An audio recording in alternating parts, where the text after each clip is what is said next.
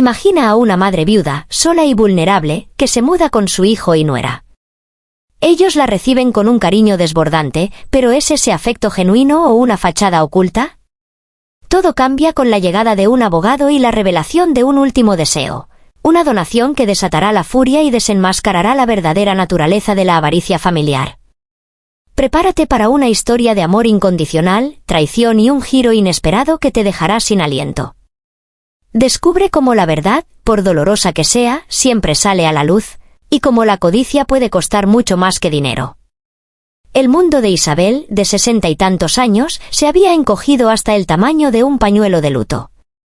Hacía apenas un mes que su compañero de vida, su amado esposo, había partido, llevándose consigo una parte de su alma.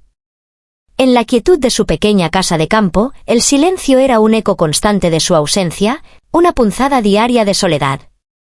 Cada rincón le recordaba a él, y la vastedad de los campos circundantes, antes un refugio, ahora le parecían un espacio desolado. Extrañaba la voz de su esposo, la rutina compartida, pero también añoraba el bullicio de su hijo y sus nietos, que vivían lejos, en la bulliciosa ciudad. La espera se hizo larga, pero finalmente, su único hijo, Mateo, logró organizar su traslado. Hoy era el día. El día en que Isabel dejaría atrás la casa que la había visto vivir y amar, para ir a vivir con Mateo y su esposa, Laura, en la ciudad. Una mezcla de tristeza por dejar su hogar y una esperanza cautelosa por un nuevo comienzo llenaban su corazón. La promesa de la compañía, de no estar más sola, era un bálsamo para su alma. Cuando llegó a la moderna casa de su hijo, la bienvenida fue efusiva. Mateo la abrazó con fuerza, y Laura, con una sonrisa amplia, le ofreció una calurosa bienvenida. Ambos se mostraron increíblemente atentos y serviciales. Le prepararon su habitación, le ofrecieron sus comidas favoritas, la llevaron a pasear. Cada gesto de cuidado y preocupación por parte de Mateo y Laura era como un pequeño rayo de sol que se filtraba en la tristeza de Isabel. Se sintió querida, valorada. El dolor de la pérdida de su esposo no desaparecía, pero la amabilidad de sus hijos lo hacía más llevadero. Sentía que había encontrado consuelo y un nuevo propósito en esa familia. Sin embargo, la fachada de esa atención amorosa estaba a punto de desmoronarse. Un mediodía, mientras Isabel leía en el salón, el timbre de la puerta sonó. Un hombre con un maletín, vestido con un elegante traje, se presentó como abogado. Preguntó por Isabel. Mateo y Laura, que estaban en la cocina, escucharon la conversación y sus ojos se encontraron. Una chispa de curiosidad febril y una avaricia apenas disimulada se encendieron en sus miradas. Laura, con un susurro que era apenas audible, se giró hacia Mateo. «Cariño, ¿qué crees que querrá ese abogado con tu madre?», murmuró, sus ojos fijos en la sala. Su mente ya estaba tejiendo posibilidades. «¿No será que quiere arreglar lo de la herencia? Tu madre tiene tantas tierras en el pueblo. Imagina todo ese terreno». La voz de Laura sonaba emocionada, casi febril. Mateo, con una sonrisa cómplice y un brillo calculador en sus ojos, respondió en el mismo tono bajo, como un depredador acechando a su presa. «Quizás sí, mi amor. Quizás es eso. Parece que todo el tiempo que hemos pasado, cuidándola, está a punto de dar sus frutos. Nos haremos ricos». La palabra cuidándola se deslizó de sus labios con una falsedad repugnante, revelando la verdadera motivación detrás de su amabilidad de las últimas semanas. La atención y el consuelo que habían brindado a Isabel no eran más que una inversión, una actuación fría y calculada para asegurarse la herencia. Ambos se movieron sigilosamente, como sombras, para espiar la conversación. Se quedaron a una distancia prudente, pero lo suficientemente cerca para escuchar cada palabra que el abogado le decía a Isabel. Sus oídos estaban aguzados, sus corazones latiendo con la expectativa de una inminente fortuna. El abogado, con un tono formal, pero sereno, le dijo a Isabel: «Doña Isabel, me complace informarle que el proceso de donación de la parcela de tierra en el pueblo se ha completado exitosamente. Todo ha sido tramitado según la voluntad de su difunto esposo». Mateo y Laura contuvieron la respiración, esperando escuchar «la parcela ha sido transferida a Mateo y Laura». Pero la siguiente frase del abogado los golpeó como un rayo. «Una vez que la venta se concrete, la totalidad de los fondos serán destinados íntegramente a la Fundación para Niños con Discapacidades. Serán para la construcción de nuevas instalaciones y programas de apoyo. La comunidad y, sobre todo, esos niños, estarán eternamente agradecidos a usted y a su esposo por su inmensa generosidad. La voz del abogado, llena de sincera admiración, se desvaneció en el aire mientras las palabras impactaban en los oídos de Mateo y Laura. ¿Donación? ¿Caridad? ¿Niños con discapacidad? Imposible. La noticia los golpeó con la fuerza de un tsunami, destrozando sus sueños de riqueza fácil. Se precipitaron hacia el salón, sus rostros contorsionados por la incredulidad y una furia apenas contenida. ¿Qué? ¿Donación de qué? ¿De qué está hablando, señor abogado?, gritó Mateo, su voz aguda por el pánico y la indignación. Repita eso. No lo hemos escuchado bien. Laura, a su lado, estaba pálida, sus ojos fijos en su madre. Elena, que había estado escuchando la conversación con una calma imperturbable, miró a sus hijos. Su rostro reflejaba una serena tristeza, como si ya supiera la reacción que tendrían. Sí, hijos míos, dijo Elena, su voz suave pero firme. La parcela de tierra más grande en el pueblo, la que estaba detrás de la casa, ha sido donada a una organización benéfica. Era el último deseo de su padre antes de morir. La noticia explotó en la mente de Mateo. La frustración y la rabia lo invadieron. ¿Pero cómo es posible, madre? ¿Cómo pudieron hacer algo así? Esa tierra debería ser nuestra, de sus hijos. Soy su hijo, por Dios. Nos han despojado de nuestra herencia. Su voz se elevó, cargada de resentimiento, sus manos se apretaban en puños. Elena, con una paciencia infinita, intentó explicar, con la misma voz tranquila. Hijos, nosotros ya tenemos una vida estable aquí.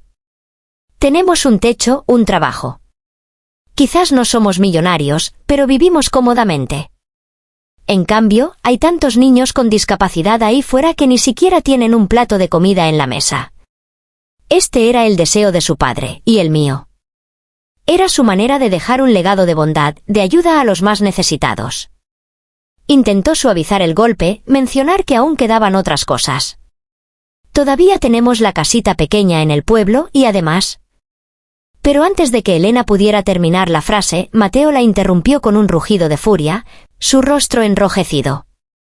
¿Cómo se les ocurre hacer eso sin consultarnos? ¿Sin pedir nuestra opinión? Somos sus hijos. Tenemos derecho a saber. En un arrebato de ira, Mateo tomó el vaso de agua que estaba sobre la mesa y lo arrojó con fuerza contra la pared, los fragmentos de cristal esparciéndose con un estruendo. El abogado y Laura se sobresaltaron, mientras Isabel mantenía una mirada de inmensa tristeza sobre su hijo.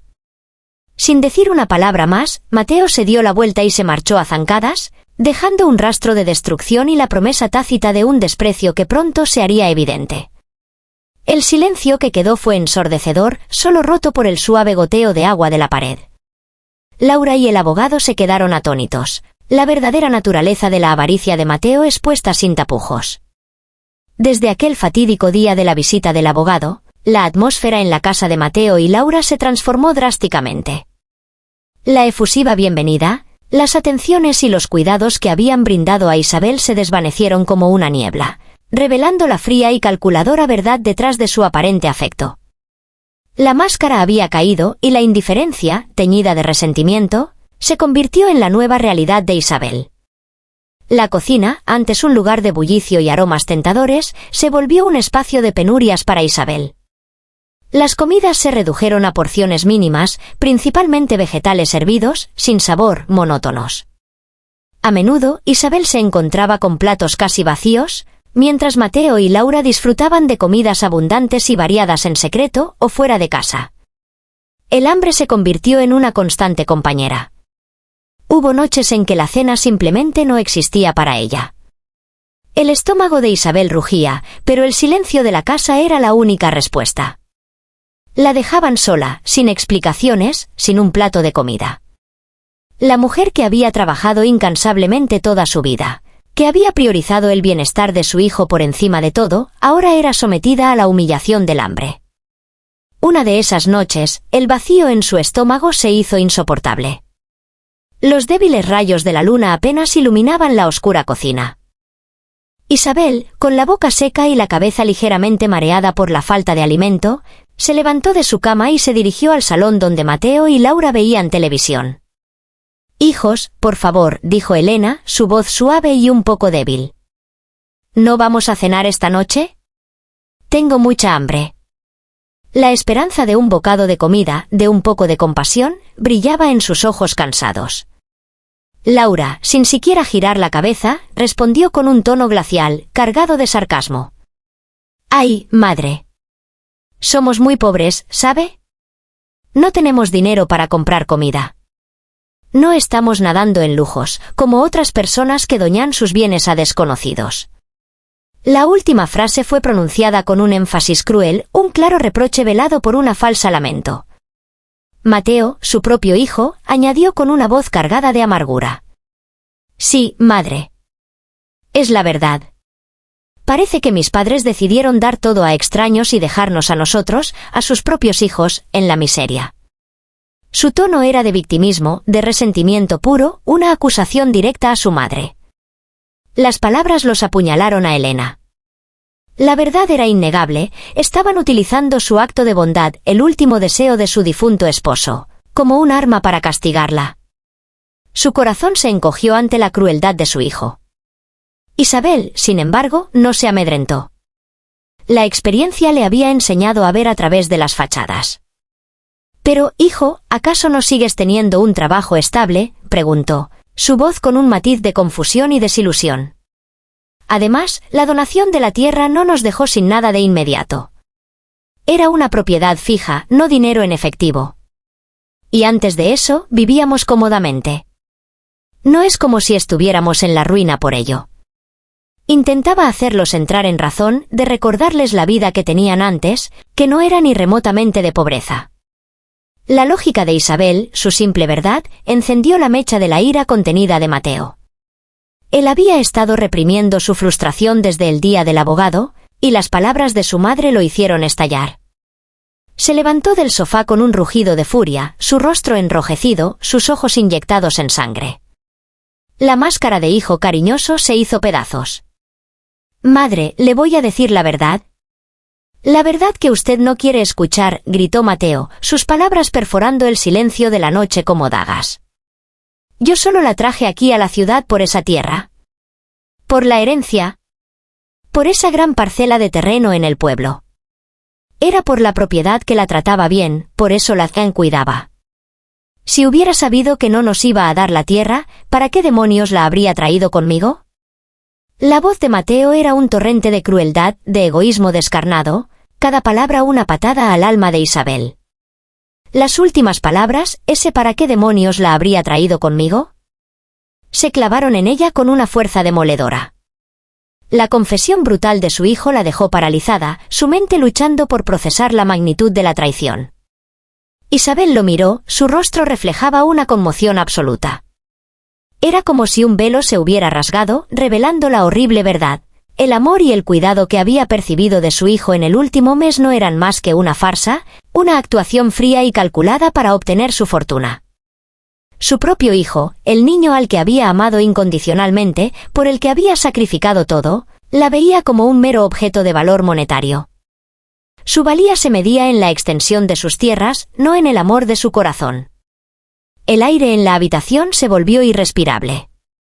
La tristeza se mezcló con una profunda sensación de indignación. El dolor de ser despojada de su dignidad, de su valor como madre, superó incluso el hambre física. Comprendió en ese instante que no había lugar para ella en esa casa, no si el amor que le ofrecían estaba condicionado a la riqueza. Una calma fría se apoderó de Isabel. La decisión, aunque dolorosa, fue clara y definitiva. No podía seguir viviendo bajo un techo donde el afecto era una moneda de cambio. No se quedaría ni un minuto más donde el amor era una mentira. Sin decir una palabra, con la dignidad que siempre la había caracterizado a pesar de las adversidades, Isabel se dio la vuelta. Se dirigió a su habitación y, con la misma calma, comenzó a empacar sus pocas pertenencias. Dejaría la ciudad, la casa de su hijo, y regresaría al único lugar donde el afecto, aunque escaso, era real, su vieja casa en el pueblo. Allí, en la familiaridad de su hogar de antaño, lejos de las falsas sonrisas y el veneno de la codicia, encontraría la paz que tanto anhelaba. La casa, aunque pequeña y humilde, sería un refugio contra la hipocresía, un santuario de la verdad. La vieja casa de campo de Isabel era pequeña y humilde, pero cada ladrillo, cada viga, estaba impregnado de recuerdos. Aquí, en la tranquilidad de su hogar, Isabel encontraba consuelo, un refugio de la hipocresía que había experimentado en la ciudad. El dolor de las palabras de Mateo aún la punzaba, pero en la soledad de su jardín, entre sus flores y la familiaridad del paisaje, la paz comenzó a regresar a su alma. Había elegido la dignidad sobre una falsa comodidad. Mientras tanto, en la ciudad, el ambiente en la casa de Mateo y Laura era tenso, cargado de un resentimiento silencioso. La partida de Isabel había dejado un vacío, no solo físico, sino también moral. La culpa carcomía a Mateo, aunque no la admitiera. Laura, por su parte, se sentía frustrada por la oportunidad perdida de la herencia. Ambos estaban inmersos en su propia amargura, convencidos de que Isabel los había despojado de lo que les correspondía. Unos días después de la partida de Isabel, el mismo abogado que había visitado su casa apareció en la puerta de Mateo y Laura. Habían pasado por alto el detalle de que el abogado podría estar allí por otra razón, más allá de la donación de la tierra. Habían asumido que, con esa noticia, todo lo demás carecía de importancia. «Buenos días», dijo el abogado, con su habitual formalidad. «Vengo a ver a doña Isabel». Mateo, con una pizca de fastidio en su voz, respondió: «Ella ya se fue. Volvió al pueblo hace unos días. No pudo soportar la vida aquí». Había un tono de reproche implícito en sus palabras, como si la partida de su madre fuera una prueba de su ingratitud. El abogado parpadeó, y una expresión de confusión y decepción cruzó su rostro. «Ah, ¿sí? Qué lástima. Es una pena, porque doña Isabel había concertado esta cita conmigo precisamente para hablar sobre la transferencia de algunas propiedades a sus hijos». Las palabras del abogado cayeron sobre Mateo y Laura como un rayo en cielo despejado. Los ojos de ambos se abrieron desorbitados, sus mandíbulas cayeron. Un escalofrío de incredulidad y un repentino terror a la pérdida les recorrió la espalda. «¿Qué?», exclamó Laura, su voz aguda. «¿Qué dice? ¿Transferencia de qué? ¿Mi suegra tiene más bienes? Es imposible». La avaricia, que creían controlada, resurgió con una fuerza incontrolable. El abogado, al ver su reacción, levantó una ceja. «Por supuesto que sí. Doña Isabel es una mujer con una considerable fortuna. La parcela en el pueblo era solo una pequeña parte de sus activos fijos. Ella posee importantes acciones en varias empresas de gran envergadura, empresas que le generan millones de euros al mes en dividendos». Cada palabra del abogado era un golpe devastador. Millones de euros. Al mes. No solo la tierra en el campo, que ya despreciaban. La mujer que llamaron pobre y sin recursos, la que creían una carga, era en realidad una financista astuta, una inversora silenciosa que había acumulado una vasta fortuna más allá de lo que ellos pudieran imaginar.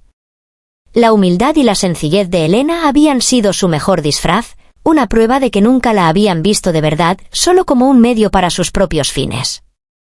Su intención, continuó el abogado, con un tono que ahora parecía reproche apenas velado, era transferirles una parte significativa de esas acciones a ustedes, a sus hijos, para que tuvieran capital para invertir, para que pudieran expandir sus propias empresas, para que tuvieran una base financiera sólida para el futuro.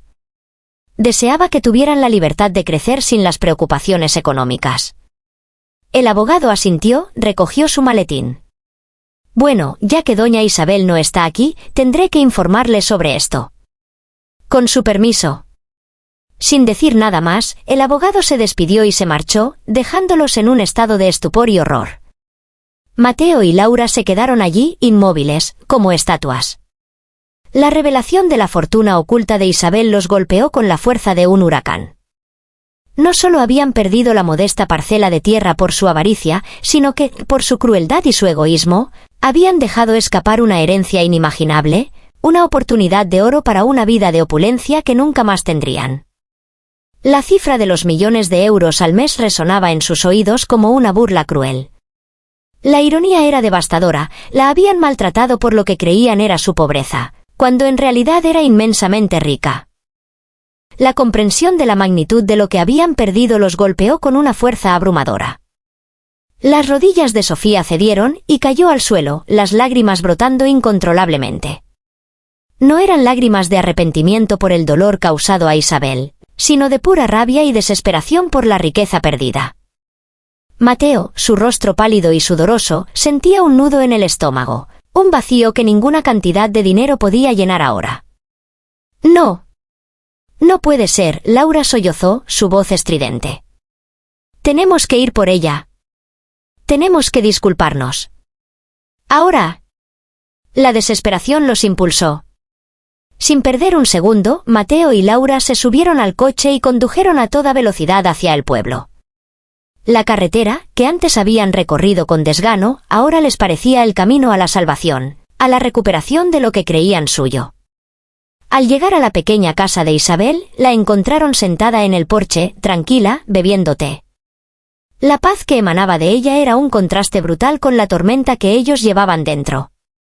Mateo y Laura se lanzaron hacia ella, arrodillándose en el barro del jardín, sus voces entrecortadas por los sollozos y las súplicas.